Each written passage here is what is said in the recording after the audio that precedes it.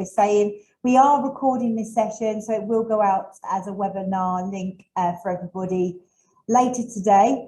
It's absolutely wonderful to virtually see you on screen. Hopefully, very shortly, we'll be able to do all of these kinds of things face to face. We're actually setting up for our graduation here today at the Academy, so we wouldn't have had any room in our auditorium anyway this morning for you. But obviously moving forward, we are very excited that the restrictions are starting to lift more so we can have more people in school.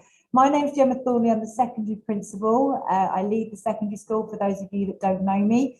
This is a very exciting transition for your children. So moving from year 9 into year 10, moving into Key Stage 4, which is their GCSE years. Now, they have been preparing for this since Key Stage 2, if I'm completely honest with you. So obviously the skills of the British National Curriculum is constantly building on skills and knowledge in order for them to be able to then move into Key Stage 3. Key Stage 3 is all about breadth of curriculum and students being able to really enjoy their studies and find out what they really enjoy. So when they actually get to year 10, which is where they are now, obviously they have to study our core subjects, which are English, maths and science, and also Arabic.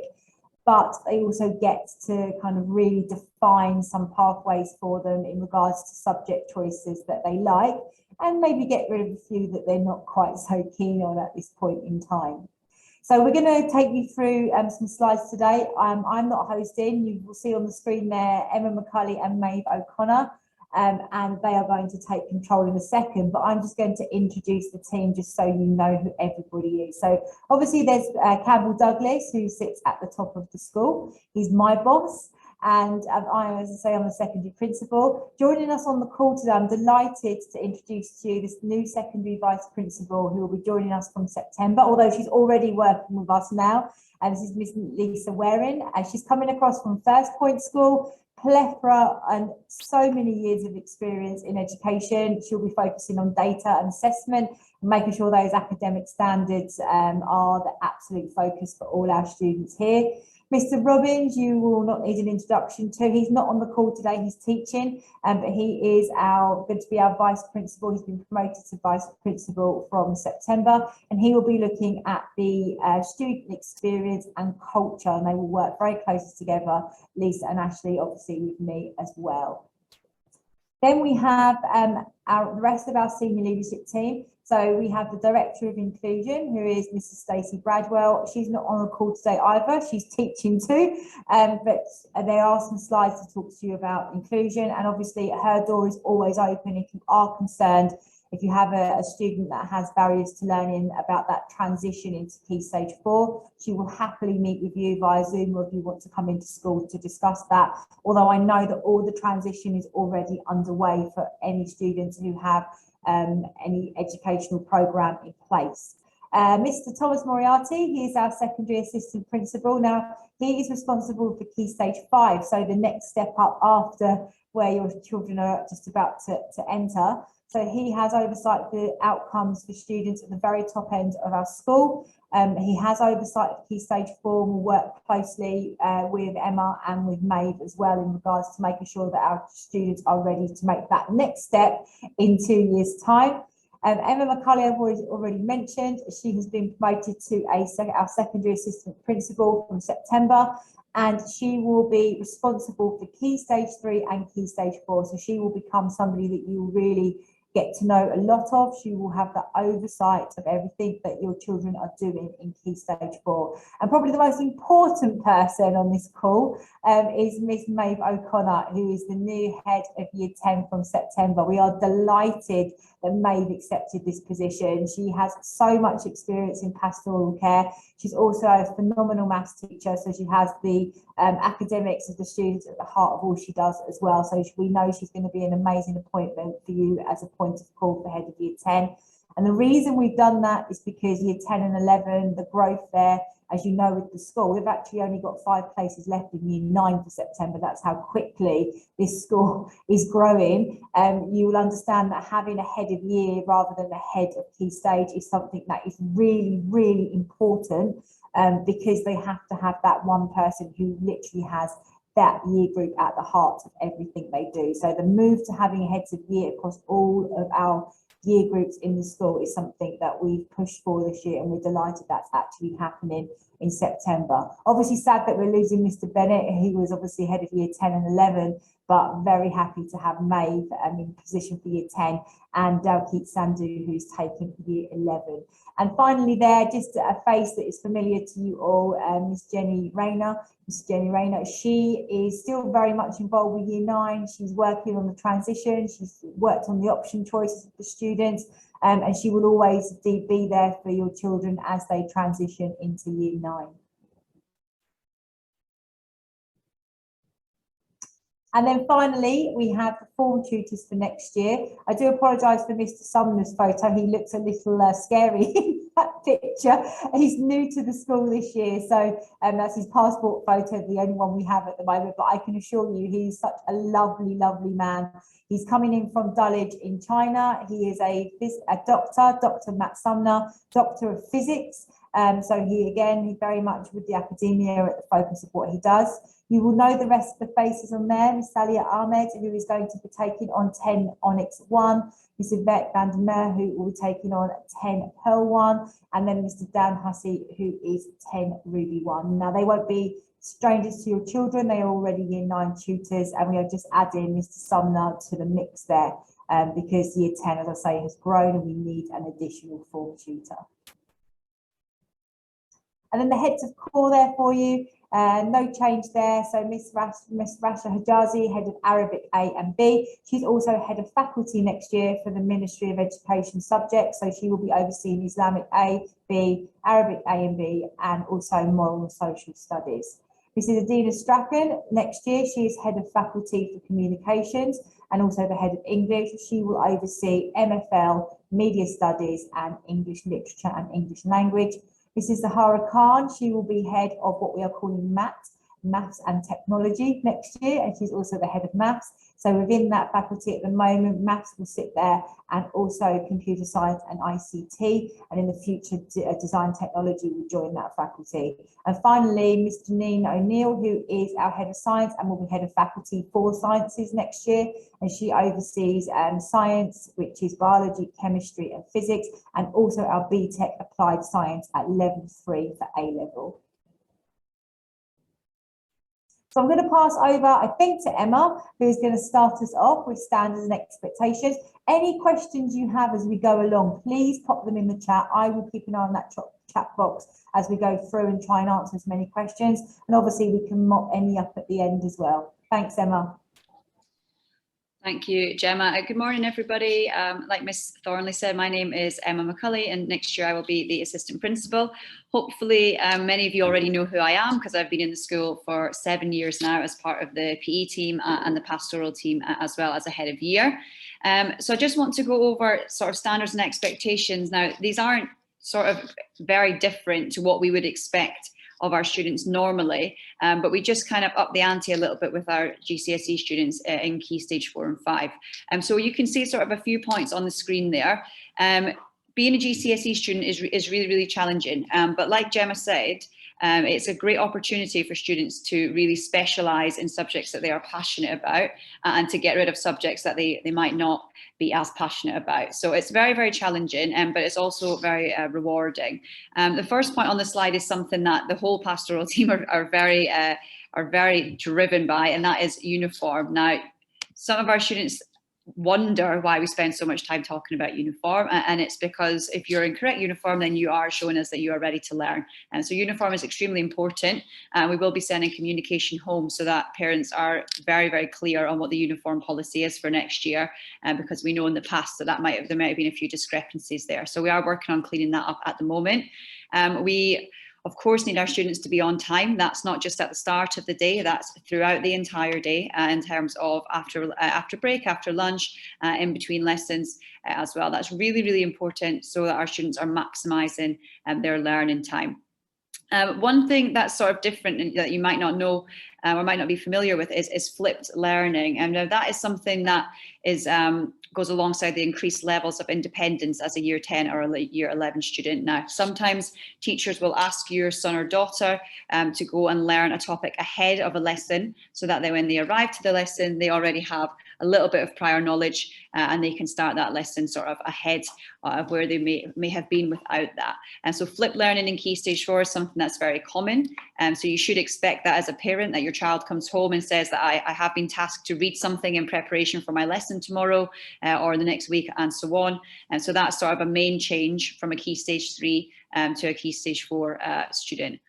In terms of opportunities, like I will go over some the opportunities that we are presenting in terms of student leadership in the house system and later on in this presentation, but we do hope and expect that our students will be taking all of those opportunities to grow inside and outside the classroom. And we're very proud of all the extracurricular and in-classroom opportunities that we offer here at the Academy, and that's something that we would expect our students as they get older to not just knuckle down with academics, but to really, really focus on becoming a holistic person with life skills and not just really good grades. So that's something that's sort of really, really important to us here, alongside all of the other points on the screen there.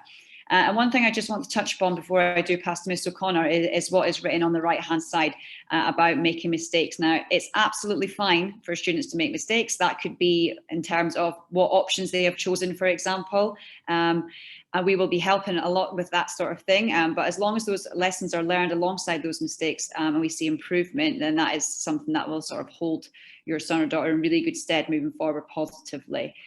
So there is a bit of a myth that, you know, jumping up to year 10, everything gets worse, it gets really strict and so on. That's not true. Okay, we do treat our students sort of very similar, but we do have really high expectations when students come into Key Stage 4 and then beyond into Key Stage 5. Okay. So I'll pass on to now Miss O'Connor now, who will take you through some points about being a GCSE student. Okay, morning everyone. So like Ms. Thornley said, I'm going to be the new head of year for year 10 next year. So it's going to be a new challenge for me, and I'm really excited and looking forward to it, like the students becoming a GCSE student next year. So it's going to be a challenge for the students, but it's also going to be a really exciting time. They get to focus on options that they have an interest in and subjects that they really enjoy doing. So it's going to be a really exciting time for them as well. It's a great opportunity to take on independent learning and more responsibility in terms of their studies and their revision as well. So we will be expecting that of the students, so slightly different to year 7, 8 and 9. I'll go through the transition work later on in the slides, but life as a GCSE student will be a challenge, but it will be a really rewarding and exciting time for the students as well. Yeah. So this is just a slide regarding our rewards and our behaviour points. Some of you, if you're already attending the school, you'll be aware of this already. But our house points at the moment, it's a system that's working really well. So we reward students based on their behaviour towards staff, behaviour towards each other, their attitudes towards learning, their attendance on a weekly basis, and their uniform. And we also have to, I suppose, give behaviour points as well to students who, I suppose, are not meeting our expectations. And currently we're organising the rewards day for next week, and students are really looking forward to that. So it's something that we have at the end of every term to reward students who have been, you know, keeping our standards to a high level and who have been behaving and having a really good attitude towards learning. So we also have a tutie of the week, which our form tutors will choose at the end of every week. So that's a student who has been meeting our expectations and who has been improving on a weekly basis. And then as head of year, I will also be choosing a head of year hero as well. And that's someone who has a really good attitude towards others, towards staff, towards their learning, and is just someone who is leading by a really good example. Okay. And then lastly, so this is just an example of what it's like for a year 10 timetable. Okay, so we have 32 lessons a week, and we begin every day with a form period where the students will come in, will meet their form tutors. This is a really good time just to get settled in, to talk to their other tutees in their class, and it's a really good way to get to know their form tutors and get settled in for the day. So then we have our core subjects that we have to study: English, Maths, Science, Arabic, A and B, Moral, Social and PE. Then we have the subject options. So they will be choosing 4 options. Most students will have this done already, and they will be studying them 3 times a week. Okay, so all lessons are 55 minutes except period 5, which is going to be a 40-minute lessons for moral and social. And then we have 2 breaks a day as well, one for lunch and one for break time, 20 minutes in the morning. So that's just a rough timetable of what it's going to be like to be a GCSE student, and what your students will be working towards in September. Hello everybody, good morning. It's lovely to see so many of you on the screen with us, and I'm really looking forward to meeting you in person when we get back for the new academic year. So year 10 is crucial, and I've seen some comments just flashing up there in the chat as well. We want every single student to start as they mean to go on in year 10. You may or you may not be aware of how GCSEs work, and I will be the one helping you through this. And when we get back for the new academic year, I will do a more in-depth workshop with parents so that you can make sure that you understand how your child is performing across the subjects. Now, every child in year 9, all of their grades and things we are going to look at, and hopefully we can bank all of the work that they've done in terms of translating that into a GCSE baseline to start their year 10 into the 11 journey. We also are very much aware that students will embark on new subjects such as psychology and business, and we're going to take all of that into account here as well and support the students as they move through to their GCSEs. So on the screen there is a template, if you like, about what we expect. Now, I want to just make very clear that every child is different, and every single child in our eyes is a high performance learner. And we don't put any ceiling on what they can achieve. We will challenge your child. We will make sure that they are doing what they should be doing, and they are striving for success every single day. And we obviously ultimately want them to get the best outcomes possible for them.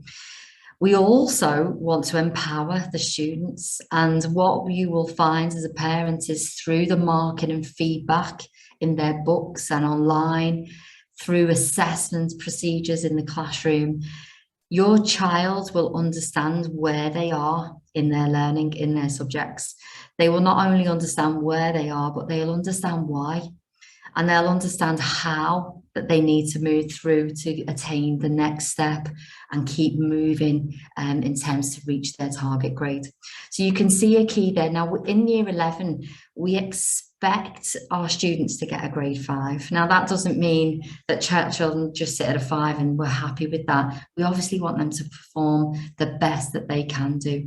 So your child will embark on this flight path and move through the grades in their subjects, and that is something then that you can work with subject teachers on. You can talk to myself, to Ashley, to Gemma about how your child is performing across the range of subjects. Now, if we move on to the next slide, Emma, please. Thank you. This details what you will expect as a parent as your child moves through year 10. Now, I know that somebody has already asked a question in the chat regarding that information and how you can get that as a parent. I can guarantee you that if we need to contact you, we absolutely will. But I also encourage every single parent to make sure that if they would like to speak to subject teachers, that they do so. And please do not wait for a parent-teacher consultation to do that. Okay, this is what it's about. It's a relationship. We're a big family. Your child is the most important thing to you. So please just get in touch, and we will be back in touch with you to make solutions happen and to make it work for your child. So on the screen here, then you'll see our dates, and that we very much want you to be involved in, and stick this up on the fridge at home so you can see what's going on.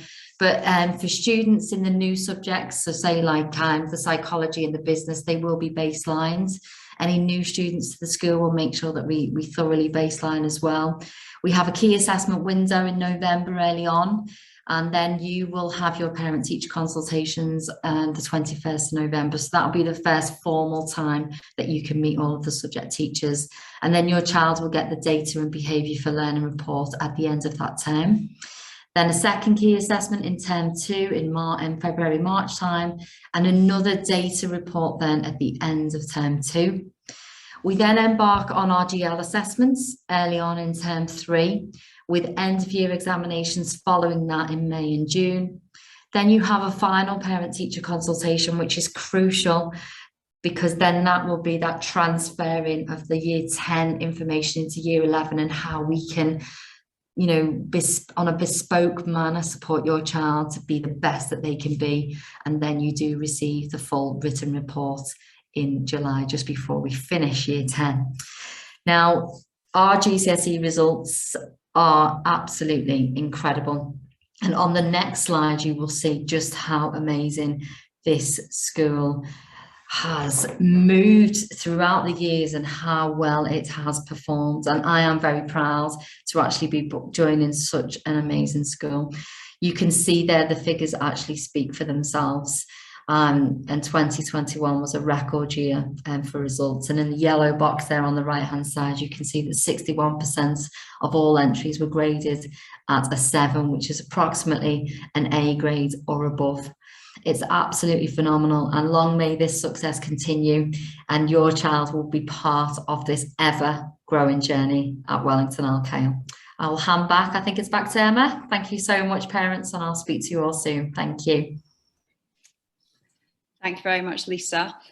So I'm going to take you through a few more slides now about a lot of different things. The first one being pastoral care. And so those of you who have been in the school for a number of years will know that we are very proud of the outstanding pastoral care we offer here at the Academy. And that's something that we have really built on over the last year with the inclusion of our Form Time programme and Upstrive, which I will talk about in more detail on the next slide. And like Mrs. Thornley said, with adding sort of more heads of years in line with the growth of the school to allow us to keep a sort of closer eye and check in on our students as often as possible. So as you can see, there are many sort of different people that contribute to that outstanding pastoral care here. First of all, that starts with the form tutors.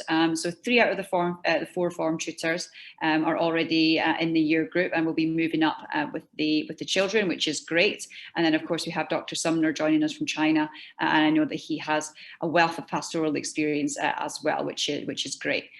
So what a form tutor does, I just want to remind you of the role, is they are in charge first and foremost of your child's well-being, and they have an overview of how they're getting on both academically and pastorally. So checking in on their academics and on their house points and how they're getting on every single day, because the form tutor is the person that your child will start their day with in the morning. So they will make sure that they are prepared for the day ahead, and that if there are any issues or successes or celebrations, they will be celebrated with that form tutor every day.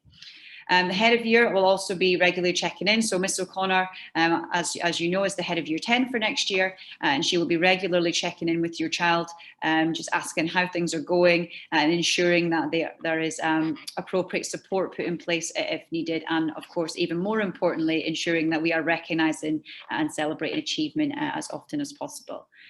We have 2 student counsellors in school, Miss Michelle and Miss Susanna, and they work across primary and secondary, and they are available to any of our students whenever they need them. Probably the most important thing is the relationships with all staff. So it's not just form tutor or head of year, the counsellor or myself that help with pastoral care. It is all of the teachers. So whether that be a teacher that your child is directly taught by, whether it's a teacher that they talk to in the canteen at break time, we are really proud of the strong positive relationships that our students and staff have with one another here at school. And that of course lays the foundation for everything else. So we have great relationships, which then allow children to feel happy, safe and supported, and then that allows for sort of outstanding academic outcomes on top of that as well. And so that is something that we hope we will continue to build on next year, and when we add some new staff to the secondary team, like I said, in line with the growth of the school. And one thing that's sort of specific to Key Stage 4 and Year 9 is our careers counsellor, Miss Jewel. So Miss Jewel is really, really experienced. She joined us from Jumeirah College last year, and she works really closely with our Key Stage 4 and 5 students to get them thinking about what they might want to do as a career, where do they want to go to college and university, for example, and she helps with personal statements and finding out sort of what makes students tick and what can get them to the next stage of their academic career. So she's someone that you'll become very familiar with as parents as well, through things like university and careers workshops, which Key Stage 4 will always be invited to throughout next year too. So I touched upon UpStrive and our Form Time programme. So UpStrive is a wellbeing app which allows students to really work on their reflection and their self-regulation and how do they really feel. It's a great way and a really powerful tool for us as staff to see how our year groups or how the whole school are feeling. And all the children have to do is just click happy, ecstatic, inspired, and there are other ones that are grumpy, angry, stressed, and so on. And it allows us to see with one click how is everybody feeling. Students can leave a comment if they like, so that they can give us more details on that too. That's been quite powerful, allowing us to celebrate things that have maybe happened on the weekend that students have written on UpStrive. And it has also helped us if students maybe don't want to tell us in person about a problem, and they will write that on UpStrive, and the head of year and form tutor will then action that. So that's something that we will be continuing with for next year, but we're going to be changing it to a weekly check-in so students can let us know how their week has been. And of course, they will be welcome to check in throughout the week if they wish to as well. The Form Time programme, which you can see on the right-hand side, is something that we've built in this year, and it goes alongside our high performance learning strands. So we can see an example of something that we did in March, where students were looking at empathy. And we have a theme sort of every 2 weeks where staff as well are looking for empathy, for example, or hard work, and that goes alongside and ties into our Form Time programme, so that students have a specific focus and that we can really sort of enhance their understanding around different attributes such as being resilient, being agile, empathetic, and so on. So that's something that we've put together this year alongside staff and student voice in order to make the Form Time programme as beneficial and as rewarding as possible. So attendance, now this is no different to what we would expect from any student in school, but it's particularly important when we get to our GCSE years and our A-level years in year 12 and 13, that attendance is something that is a huge priority for everybody. So parents included, if your child is saying that they are sick, but you think that they could come into school, then please send them into school to maximise learning. Mr. Robbins has done a little bit of research around this. So this was his slide, and it's actually quite alarming to see that if your child has 90% attendance, which doesn't sound that bad, that actually equates to 19 days absent, and that's 100 lessons that they miss in that time. Which is obviously quite alarming. Research suggests that 17 missed school days in a year equals a drop of a GCSE grade in achievement. Even if our attendance is at 95%, that's still 50 lessons that are missed. So please ensure that attendance is something that we all take really seriously. Of course, we completely understand that sometimes being absent is unavoidable. You might genuinely be really sick, but it's important that you let the school know that so that we can record that properly.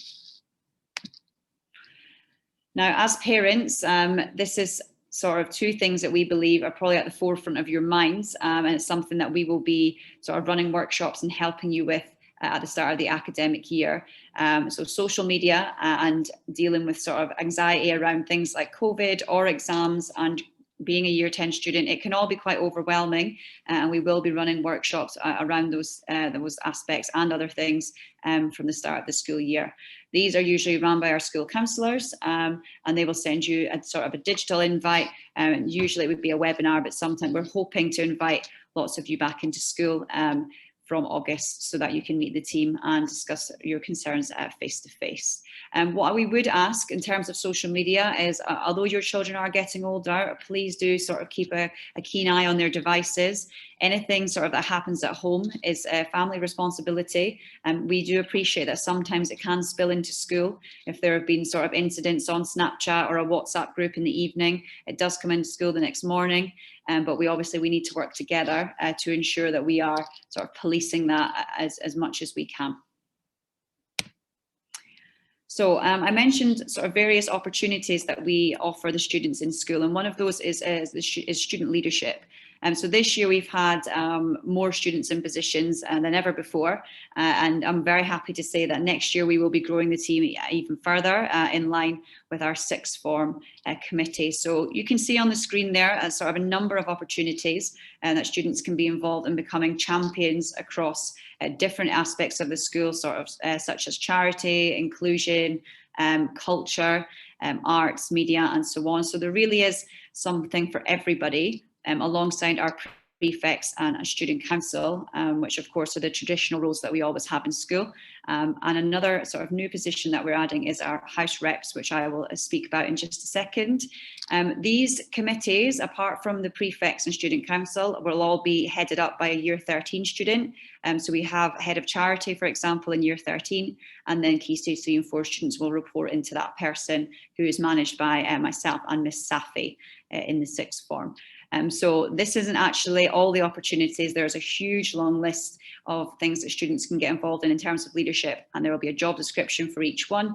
So when students return to school in August, they'll be given a pack with all the sort of roles and responsibilities, and they can choose where they apply and what they apply for as well. So lastly from me, I believe, is the house system. So you will be aware as parents that we are relaunching the house system in August, and we've started to get the ball rolling with that just now, sort of over the last 6 weeks or so. So we do have new classes. So for some of you that will mean new houses, but we have sort of placed students in houses based on friendship groups. So if your child has lost their house, hopefully they will prefer to be in a class with their best friends in a different house than they would if they were staying in the same house but not with their friends. So we really had student wellbeing at the sort of the heart of everything that we did around those class allocations, and when we sent those out last month. All subjects will be involved in the house system. So traditionally, sometimes it's just a sports day, but we will be having, we have a house events calendar, and heads of department have started populating that for me already. So we'll have opportunities for everyone to excel and succeed. So it's not just sport. We will have inter-house debate. We will have inter-house spelling bees, inter-house maths competitions, art attack days coming back for those of you who have been with us for a few years. So that's really, really exciting. And then, of course, we have our more traditional sports days and inter-house swimming, inter-house basketball, football, and so on. So there really is something for everybody in student leadership and in the new house system, which we hope that everybody will sort of get on board with and really enjoy. The house captains are in year 13. They've already been elected, and they have introduced themselves to students on an assembly a few weeks ago. We will also have a member of staff attached to each house to mentor our year 13 house captains and to ensure that they're doing the best possible job. Okay, so I think I am passing back on now to Miss O'Connor about some top tips for the year ahead. Okay, so guys, these are just my top tips for entering year 10 and going on with GCSE. So one of the best resources, and something that I know questions in the chat there have touched on, is what we can do to prepare our students for going into year 10. So this transition pack, I will be sending this out tomorrow for the students. So it's a really useful resource to help the students in preparation for starting their GCSEs in September.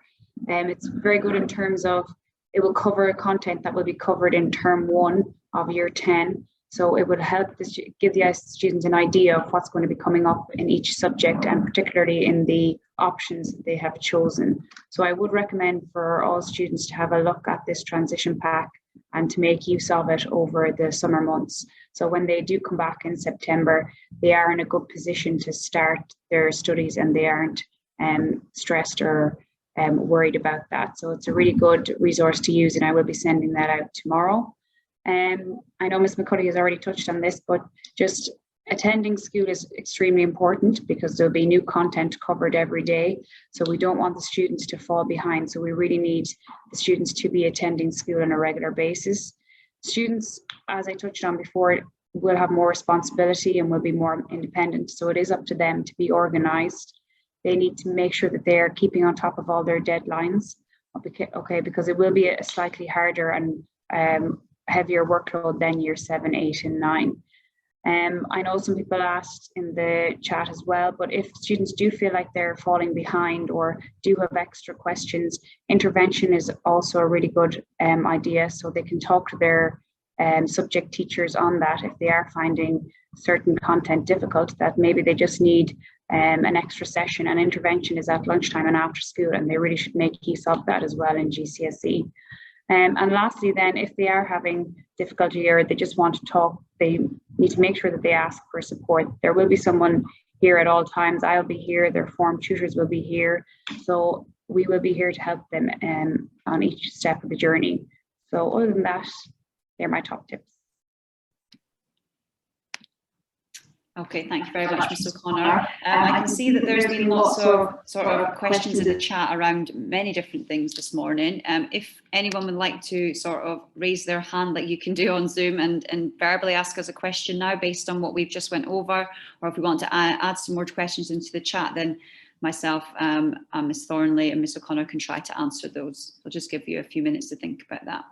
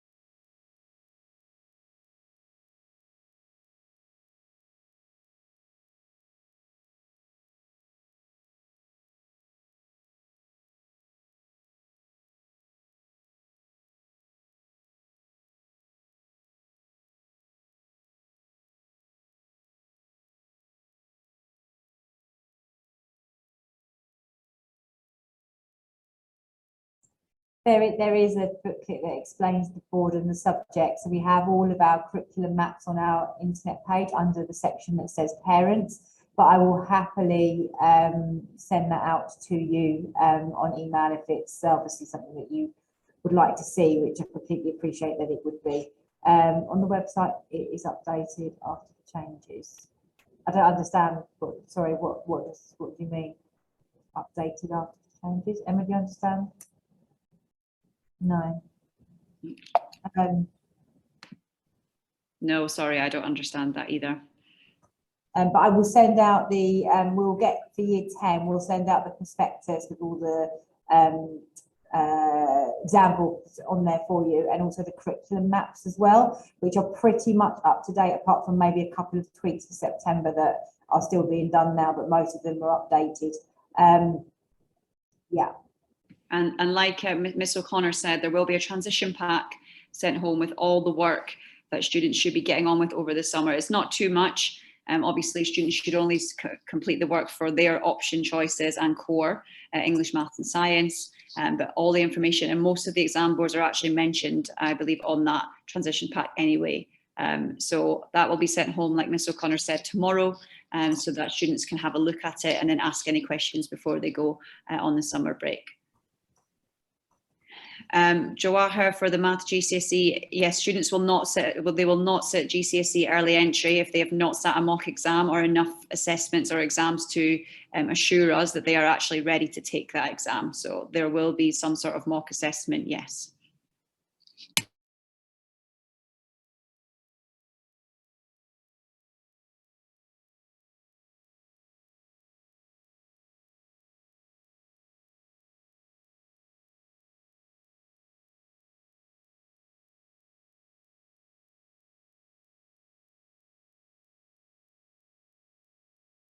In terms of exams that can be sat in year 10, traditionally at the academy, year 10 English language is sat in year 10, with English literature being sat in year 11.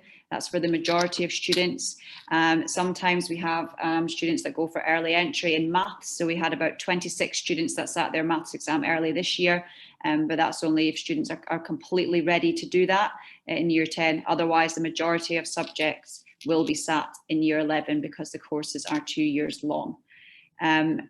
Ms. Jawahar, we will ask Ms. O'Neill to get in touch with you regarding the changes in science.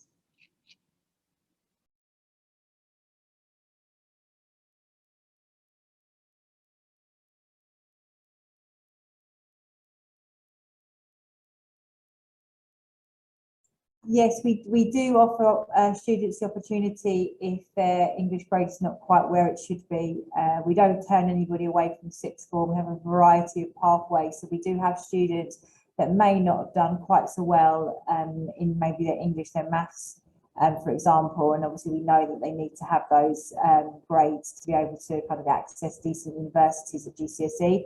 So we do have students who resit English in year 12. So they might do 3 A levels and then the resit, but it wouldn't be like a full course of English over the year. It would be with a dedicated teacher from the English department or maths department, for example, who would work with those students to make sure that they've got the skills and they keep practicing the skills to be able to resit that subject. It is quite rare for that to happen, but we do have the support there for that to be able to be facilitated.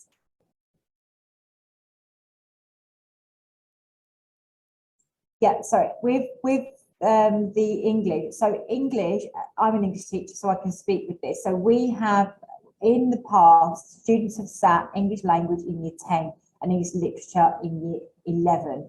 Now, what we are looking at doing for this year, the students in year 10 this year didn't sit English language in year 10. They are going to sit both English language and lit in year 11, which is something that we are looking at doing because the course is 2 years long, and what we are finding as English teachers is we are cramming to be able to allow those students to sit an exam and they're just focusing on English language all the way through year 10, and that's not how the English course should be taught. It should be taught side by side, English literature and English language, because they complement each other.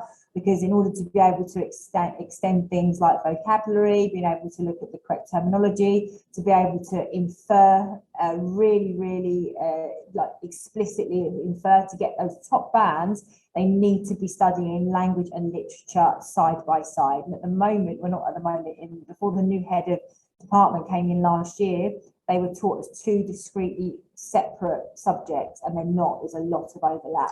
So whereas some of your children, if they've gone through the system here, they may have sat English language in year 10 and literature in year 11. That's something that we are looking at the moment. Obviously, if students are ready to sit language in year 10, of course they will. But I know that the head of English is looking at the moment at the curriculum maps for next year about how we are going to move forward with English to make sure that the children get the very, very best grades and they're ready for the exams. What we don't want is those children to get to the end of year 10, be forced to sit an English language exam, not get the grade that they need to, and then in year 11 they're starting in a negative mindset because they feel that they're not very good at English, and we're finding that's happening. So yeah, obviously we are very much about bespoke pathways. We're very much about making sure the children are equipped and ready to sit those exams because they are stressful enough as it is. So that's where we are with English at the moment. There is opportunity in year 10 to sit the language course, but I know that they're looking more at a linear structure where they will sit the exams in year 11.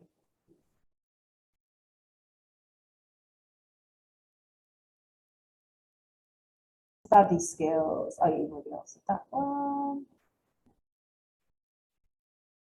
Yes, definitely. The tutors at the beginning of the academic year, we've spoken about this. We took this on board from the parent council as well. This is something that we're going to do. So in the welcome letter at the beginning, welcome email at the beginning of the academic year from the tutor, you will get a list as well of your children's teachers with their direct email addresses, so you don't have to kind of scrabble around to find that information. I think that that's something that is really crucial as we're growing as a school as well. You being able to have access to those teachers, especially at Key Stage 4, is really important. We are definitely going to do that.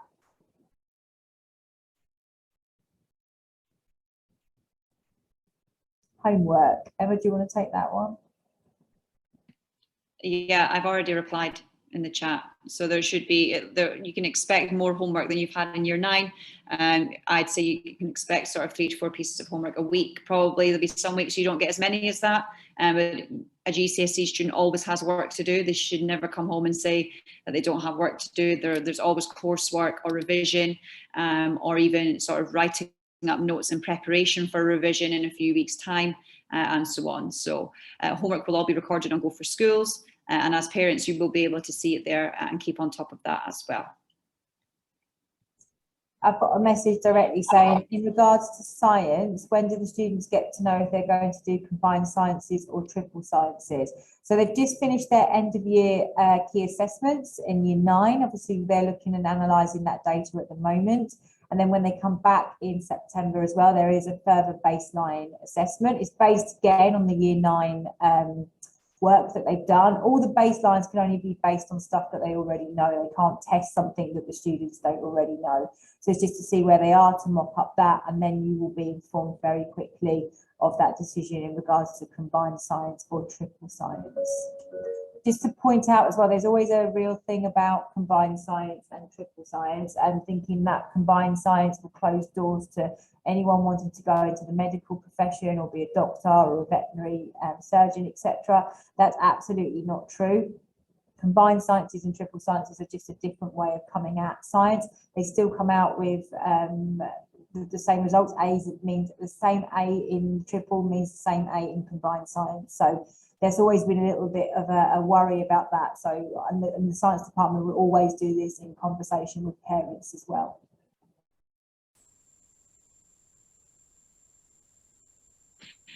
I'll just take the one about key assessment. So obviously Miss Waring has shared the assessment cycle when she spoke earlier. So we will share this, we'll share the PowerPoint with parents so that you can see that assessment cycle for key assessments. There's something to consider in year 10, that there's not as many key assessments to do because there's not as many subjects as year 9. So I wouldn't call it jamming it over 2 weeks. That's just how it is, especially when students go into year 11. The mock exams are only over 2 or 3 weeks, and sometimes, and what we are sort of aiming to do is prepare students in further GCSEs in year 11, where sometimes they could have up to 3 exams on the same day. So that is what we are, obviously we are assessing attainment and progress and doing gap analysis. We are preparing students for what they will face this time in sort of 2 years, where they are going to have a very sort of rigorous exam season, and that we need to prepare them for. In terms of coursework, Jawahar, as part of the transition pack and the information pack, you will receive all the breakdown for your subjects and how much percentage of the coursework it sort of correlates in terms of the overall grade. So it's different for every subject. So I can't sit here now and tell you individually, because they all completely differ. So for combined science, you get 2 grades. So for example, you could get a 5/6. And for triple science, you get 3 grades. You get 1 for every individual science. So it's not 1 grade, it's 2 for combined and 3 for triple.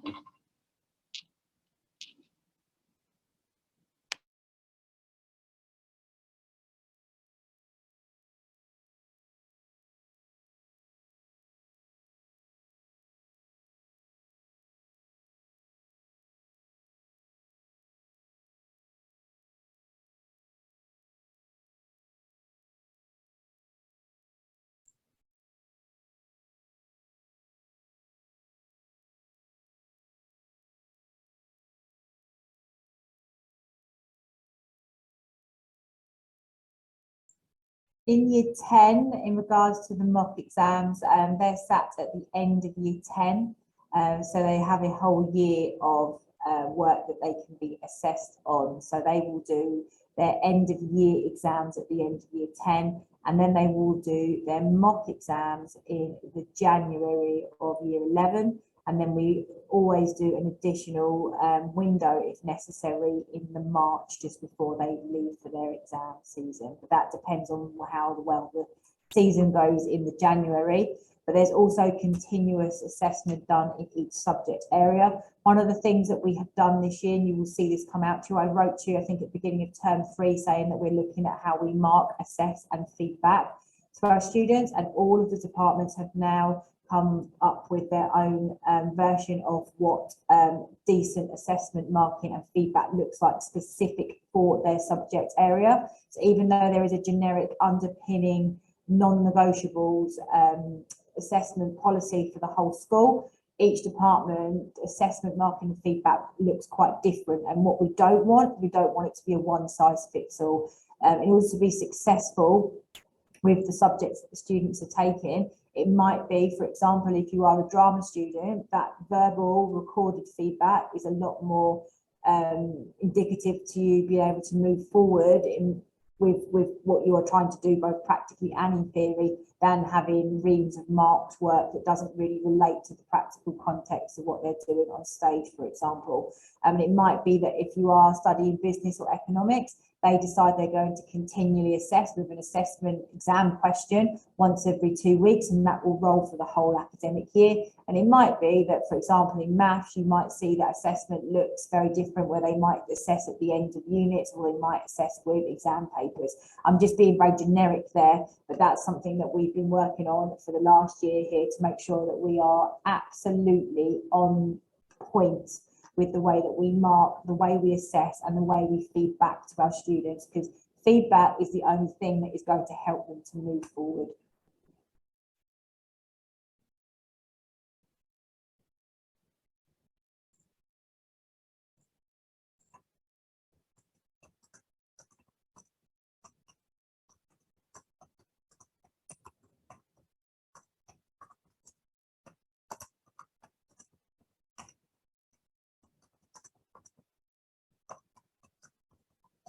So I was just replying to somebody there. Any other questions?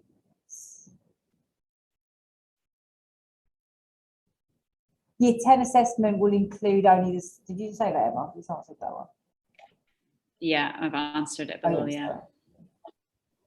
So what I was saying is it will build as the year goes on. So you'll get assessed over the topics you cover, and then that will naturally then build towards sitting a full paper. So for example, in GCSE PE, by the end of year 10, we should sit a full paper 1, because we will have covered all of paper 1 content by then.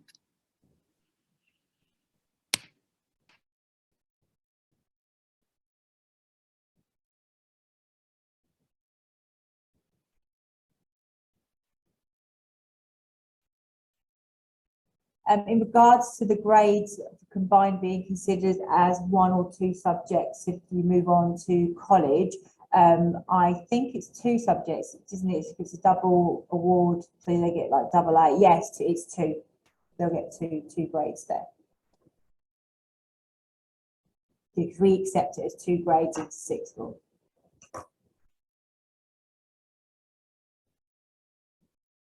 I think that is everyone. Like I say, this has been recorded today, so we will send that out as a link, and also to people that couldn't make it. If you do have any other questions at all about anything that we've said, we've still got a week obviously left of school, so please feel free to drop us a line so we can allay any fears or worries that you might have before they start in the new academic year. The timetables are nearly done for September, so the students should have those, well, they will have those on the very first day back. There will be a lot of introduction and induction for those students into Key Stage 4. GCSE is a big step up, we know this, and the students are very much ready for it. As I say, they've been preparing for this since Key Stage 2, because that's how the National Curriculum for England works. And then we will be very much looking forward to seeing how they succeed over the next 2 years. So again, if you have any questions, any worries, please don't hesitate to reach out. But it's been lovely to see so many of you on here this morning. And if we don't see you, have a wonderful summer, restful summer. Everybody needs a rest and needs a break, and we will see you back here at the end of August. Thank you.